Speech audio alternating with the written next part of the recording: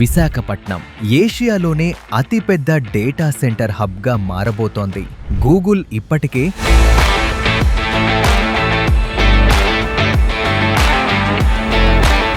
ఒప్పందం చేసుకున్న సంగతి తెలిసిందే. ఇప్పుడు అదే బాటలో రిలయన్స్ కూడా విశాఖలో 98,000 కోట్ల పెట్టుబడితో 400 ఎకరాల్లో ఒక గిగావాట్ హైపర్ స్కేల్ డేటా సెంటర్ను ఏర్పాటు చేయడానికి సిద్ధమైంది. ఈ డేటా సెంటర్ 2030 నాటికి అందుబాటులోకి రానుంది.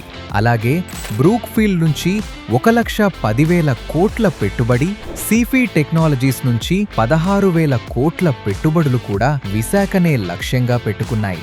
2030 నాటికి 6,000 మెగావాట్ల డేటా సెంటర్ సామర్థ్యంతో విశాఖను గ్లోబల్ టెక్ పవర్ హబ్గా మార్చడమే లక్ష్యంగా ఆంధ్రప్రదేశ్ ప్రభుత్వం అడుగులు వేస్తోంది.